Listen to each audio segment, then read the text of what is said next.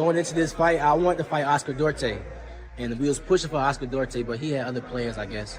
And I pushed for other 2 fighters as well, but, you know, Top Rank insisted on me fighting Nahir Albright because they loved the story. You know, Keyshawn, the 2 times that I went to Norfolk, Virginia, I chose Limos and I chose De Los Santos. So Top Rank wanted this fight, so I followed my promotion. May 6th, baby. Night. Easy money. You go. They counting us out. They say we ain't gonna never fight at the city again. And we right back. I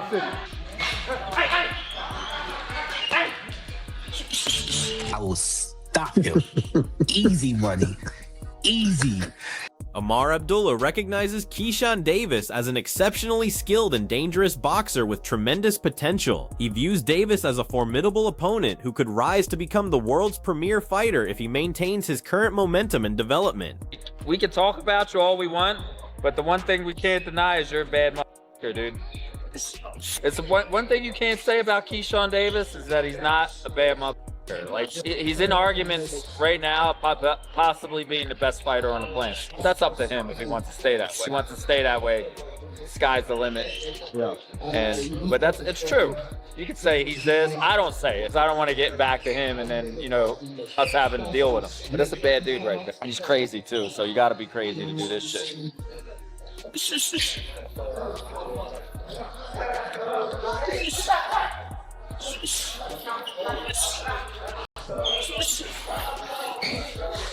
However, Keyshawn Davis broke his silence and revealed something he had never disclosed before regarding his initial bout with Albright. He confessed that he entered the fight unfocused and had severely underestimated his opponent's capabilities. Well, first of all, the first time, like I said, I was smoking during fight week. That's just number 1. I wasn't focused. I wasn't focused at all. I really was going there underestimating him, and I was halfway in shape. And I never said this on camera, but I don't like making excuses. I was smoking in fight week. That's something that y'all do know is already public. So and also I was 9-0. I'm 14-0 now. I done had like a lot more fights after that. Like, I'm better. Y'all can see that I'm better. I'm stronger. Like, you know what I'm saying? I got a new team. Like, this more is disciplined, as Malik said. The guy. Yep. I just stopped the guy that he went to war with. Right. You know what I'm saying? Like, I'm just, it's levels in this sport. And he's just somebody that, you know, I just got to get past real quick. Additionally, Davis positions himself as a strategic fighter focused on securing victories and stopping his opponents. He admitted to lacking complete dedication in previous fights, but now claims total commitment, highlighting his improved health and disciplined approach. Davis expresses confidence that this renewed focus will deliver a commanding performance and decisive victory over Albright. My name is the businessman. I go on there and I know I can stop basically everybody. Because if you're not on my level, you're getting stopped. I'm not trying to go over there and just win. I'm going to stop you. You know what I'm saying? So I'm healthy this time coming around. I'm not smoking cannabis the week of the fight. I'm not doing that in camp. I'm fully focused. You got to get a fully healthy Keyshawn. And y'all gonna see. I'm gonna go in there and stop him. I'm gonna dominate him like nobody else. You know, and I feel like I've been doing that my entire career. So when I do have like close fights and stuff like that, it's like, oh my gosh, what happened? What's wrong with him? But when I'm fully focused and fully healthy, Keyshawn dominates, and I'm just an exciting fighter to watch. Meanwhile, Nahir Albright issued his own warning to Keyshawn Davis and the entire Norfolk audience, urging them to prepare for an all-out battle. When pressed for specifics about how he envisions the fight unfolding, Albright declined to provide round-by-round predictions. Instead, Albright simply stated he sees himself emerging victorious with his hand raised. Any message to Keyshawn Davis and the whole of Norfolk that'll be coming out to support him? Just be ready for war, bro. Just be ready. How do you obviously see yourself winning the fight? How do you see it playing out? How do you see yourself getting your hand raised? In what fashion? I just see myself winning. Like, any way that it gotta come, I just see myself winning. Keyshawn Davis made it explicit that his time at 140 pounds is limited, as he plans to advance to 147 soon. He identified Devin Haney as his top choice for an opponent, while also expressing interest in fighting Conor Benn. Davis stated he would face Ben in any location including London, but emphasized that Haney represents the more challenging matchup. He completely dismissed Ben as being far inferior to his skill level and guaranteed he would stop him. Recently, like, I ain't gonna be at 142 much longer. Like, Correct. 47 is where I'm gonna be at. Is that gonna happen? Is that gonna be your next fight? I wanted to be Devin Haney. It could be Conor Ben too, though. But I wanted to be Devin Haney. That's who you prefer. Yeah. Yes, I want to fight Devin Haney. Yes. I like the way Conor Ben sounds too. I think that would be a phenomenal fight. Would you go to London to fight him? Yes, I would love to fight Conor Ben anywhere, anywhere. Who's the harder fight, Conor or Devin? Devin. Bro, I will stop Conor Ben. Facts. He's far from my level. Later, Mike Coppinger questioned Keyshawn Davis about his potential transition to the 147-pound division, highlighting the presence of elite fighters like Devin Haney, Ryan Garcia, and Teofimo Lopez. Davis responded by expressing his preference to fight Conor Ben first, confidently declaring he would easily overcome him. He also referenced Devin Haney as another potential opponent. Going to 147, and that seems to be a money division right now, right? Devin Haney is there now, Ryan Garcia is there, Teofimo Lopez is moving up there. When do you plan to move to 147, and who is the big name that you want to fight first to make a statement to the division? I want to fight Conor Ben. I shouts out Conor Ben. Ooh, everyone You a wants to great fight Conor. fighter. You are a great fighter, Conor Ben, and you know you hold you him. You know what I'm saying? But at the end of the day, I will stop Conor Ben. Like, guarantee, I will stop him. Easy money. Easy. You know what I'm saying? So I would love to fight Conor Ben. When I move up, I would love to fight Conor Ben or Devin Haney. But, bro, give me Conor Ben. I'm stopping him. Keyshawn Davis brushed aside any worries about Conor Ben's punching power, stating he fears nothing Ben can offer. He referenced his own impressive record, noting that his previous 3 opponents had never been stopped or dropped before facing him, yet he finished all of them. Davis made it abundantly clear he views Ben as significantly below his caliber, describing himself as faster, quicker, and more intelligent. He also observed that Ben isn't a large 147-pounder and that he has already evaluated him. Ben could easily become his next victim. You probably see somebody that could get hit, but but we didn't really see him get wobbled, but that easy. Also, you have to deal with that power at 47. So how do you know he can't take a shot? Bro, I'm not scared of no power, bro. And I'm not tripping off of who can take a shot or not. Do your track record, right? My last 3 opponents never been stopped. Yeah, you stopped. Never been dropped. I stopped my last 3 opponents that never hit the deck. I stopped them. Forget hitting the deck. I stopped them. Conor Ben could be the next one. Yeah. I mean, nobody's questioning what you were doing. We know. I gotta keep reiterating this though. Sometimes I'm talking at y'all, but I'm talking to them. You know what I mean? Yeah. But nah, for real, like Conor Ben is far from my level, bro. And I'm faster than him, I'm quicker than him, I'm smarter than him. My jab is amazing. I sized him up already. He's a little 147 guy. He's not no big 147 guy. You understand what I'm saying? Yeah, I would love to fight Conor Ben. The initial face-to-face encounter between Keyshawn Davis and Conor Ben was unexpectedly cordial. Both fighters demonstrated mutual respect, maintaining professionalism despite the mounting tension between their respective teams. Saturday night. Yeah, who's that? I see you talking shit to the media. You get it too. Okay. Don't be silly. I'm just saying. I'm scared over telling you right now. I'll fuck with you. Good seeing you, bro. See you. Frank Martin didn't mince words when discussing Keyshawn Davis. He made it abundantly clear he has zero respect for him and is prepared for battle. Martin declared that Davis can bring whatever he wants and he will knock him down. He concluded with a direct message, telling Davis to bring it on because he's ready to destroy him. What you thought about Keyshawn? We all saw you check his temperature during Spence Crawford fight week, You wanted to know what was up. What's going on with that fight? You still want that one? Fuck that nigga. I'll put his dick in the dirt. If he want to touch down, he want to fuck with me, tell him I said, come on, bring it on. You know what I'm saying?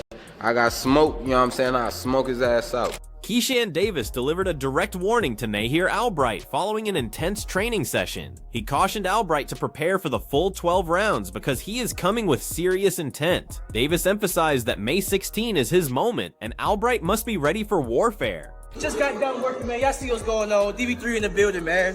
BTA, May 16th. Y'all know what time it is. Y'all know what I do. Bro better be ready all 12 rounds because I'm coming for real. May 16th, man. BTA. Conversely, Nahir Albright expressed his conviction that fighting Keyshawn Davis represents God's plan to propel him forward and provide another opportunity to prove his worth. He views it as a mission he was destined to fulfill, not an optional endeavor he can decline. God sending me down there. God sending me down there on a mission. And he like, I gotta answer the call. I gotta go. That's as much as I can explain it. You know what I'm saying? Go down there, complete the mission. That's it. Say yes. It don't matter where I fight the guy. The fight is gonna be a fight regardless of where it's at. Moreover, Albright clarified that he's not the same fighter fans witnessed previously. The transition to 140 has revealed a stronger, more confident version of himself. He admitted the lower weight had become problematic, but at 140, everything feels natural. He kept his new strategy confidential, informing the world they must watch the fight to truly comprehend what he's bringing this time. How is this fight going to differ from the first fight? I'm a completely different fighter. It's a newer weight class. I'm stronger at 140. And fans just gonna have to watch it play out. You're coming off a good performance. He's coming off a dominant performance. Like I said, it's your second fight, and wait, no. You got 2 fights at 40, right? So you're both kind of new to the weight class, right? What about Wu is different at 140 than 35? I'm stronger. They just got to wait and see. Was it harder to make 35? Like what I'm saying, was it starting to get hard to make 35? I mean, I feel like I can still make 35. I feel like I can, but I'm more comfortable at 140 though. Keyshawn Davis has been enduring punishing training sessions during camp for his rematch against Nahir Albright. He remains completely focused, testing his boundaries and eliminating any questions about his preparation for battle.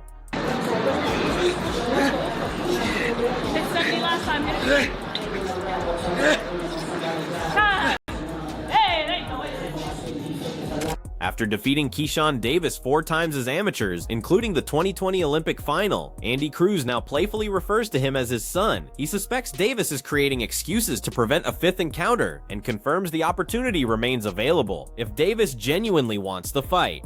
American, you still trying to adapt to this, to our environment. You still trying to build yourself. So why the fuck? My son. Keyshawn. Andy Cruz, I don't gotta fight you. Keyshawn Davis publicly condemned Gervonta Tank Davis for making light of his mental health, declaring he has lost all respect for Tank. Keyshawn referenced their past sparring sessions when he was 16 and Tank was in his 20s, suggesting Tank understands his abilities. Now that Keyshawn has matured as a fighter, he warned Tank to be ready if they were to meet, expressing skepticism that Tank would accept the challenge. Keyshawn also claimed he would defeat Tank, citing their previous sparring encounter, and stressed that he is not someone Tank can bully. All right. He don't want to fight me, bro. Bro is about tall as that damn desk right there. All right, talk to the camera, because he's going to be watching this. What would you say to him? Bro, you all right? I was cool with you till you like said like a mental health joke about me. So I don't really respect you for real. But you can fight, bro. You can fight, but you know, since I was 16 and you was like 20 something when we sparred, you already knew what type of time I was on. And now that, you know, I'm in this position and I'm all grown up now, if you ever would give me a chance, bro, to fight you, just be ready, bro, because I'm not one of those people you've been picking on, bullying, that you know you could beat. You know what I'm saying? So if you ever do want to fight me, which I think you're not going to fight me because you know, just be ready, bro. I'm not playing with you, and you getting stopped. You know what happened last time we sparred. You getting stopped, bro. Richardson Hitchens believes Keyshawn Davis possesses the skills to compete against someone like Gervonta Davis. He has always recognized Keyshawn's potential. However, Hitchens is irritated by Keyshawn's assertions that he defeated Hitchens in sparring and that Shakur Stevenson urged Hitchens to spar with him. Hitchens finds this perplexing because he spars with Shakur Stevenson regularly and considers Stevenson a superior boxer to Keyshawn. Hitchens suspects Keyshawn is simply promoting himself, but still acknowledges his fighting ability. Is Keyshawn ready based on this performance to take on Tank Davis, and how does that fight Yes, play I out? feel like Keyshawn is ready to take on a guy like Tank. I think that Keyshawn is one of the most skillful fighters in the sport of boxing. I always told Keyshawn since a young kid he can fight. I just don't like the simple fact that he's running on media and not keeping a buck, saying that he was beating me up and Shakur had to like rile me up to spar him. Because this make no sense. Shakur is a better boxer than Keyshawn. And if I'm in there doing millions of rounds with Shakur, what makes you think that Shakur has to hype me up to spar Keyshawn? Like, it's that, but it is what it is. He got to hype himself up. He got to build himself. I don't really try to pay too much mind to that. But like I said, Keyshawn is a great fighter. I always thought Keyshawn was a great fighter. In another interview, Keyshawn Davis admitted he has stopped waiting for Gervonta Tank Davis. He explained he no longer pursues that fight because he refuses to sit idle, hoping someone will sign a contract. While he still considers Tank beneficial for boxing and hopes he returns to elevate the sport, Davis believes he is now filling the gap Tank left behind. He noted that fans are enthusiastic about watching him fight because of his unique energy and style. Davis issued a final warning that Tank better return before it's too late. I feel like I'm filling that void. As a Tank Davis idea sale, that ship sale, like, are you no longer interested in fighting Tank? Yeah, I can say that, bro, because I'm just not into the sport of waiting on anybody and hoping and praying. Like, I'm gonna just move on. I feel you. Know what I mean? I feel you. Do you think he'll eventually come back and be a part of some big fights? I hope so. I think he's great for boxing. You know what I'm saying? So I do hope that he put boxing back on that pedestal. Right. You know what I'm saying? Boxing do miss him. You know what I'm saying? If you want me to be truthful, I feel like that energy that he had, I feel like I'm filling that void for the people that know me. Like, people is very excited watching me fight because I'm just super, like, you know, on that. Yeah. You know what I'm saying? So he better come back before it be too late. Sometimes you sit with your hand cocked. you be at dudes, but your hand is down, it's cocked, it's ready to go. So it makes us sit on the edge of our seat, like when he let that joint. It is. When he let that joint. And then sometimes you be on your defense, you be smooth, but then you cock that right hand, you say, I'm about to kill somebody.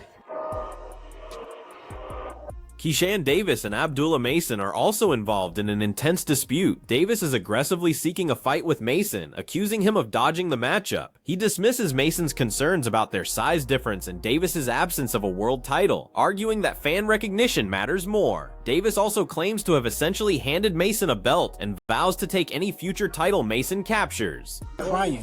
When I knock your son out, from punches he take, I want to fight you this year. Could we make it happen this year? Are we gonna make it happen this year? I'm pulling teeth trying to get him to fight me. Do y'all see this? You're bigger than me. Bigger than me. He talking about 35. I'm trying to go to 47 to fight Devin Haney. Somebody clearly bigger than me. Not even a world champ. Who gives a cares? I'm active world champ. Who cares? Casuals don't even know what world champ is. They know who you is. They know who I am. Practically gave you the belt. You didn't fight me to get that belt. I don't care. I don't care. Next one you get, I'm gonna come take that one too. Keyshawn Davis has made his position crystal clear. He is finished waiting. From challenging Tank Davis and Conor Benn to dismissing Nahir Albright as merely another obstacle in his journey, his confidence continues growing. He believes he is filling the vacuum left by inactive champions and is prepared to demonstrate it in the ring.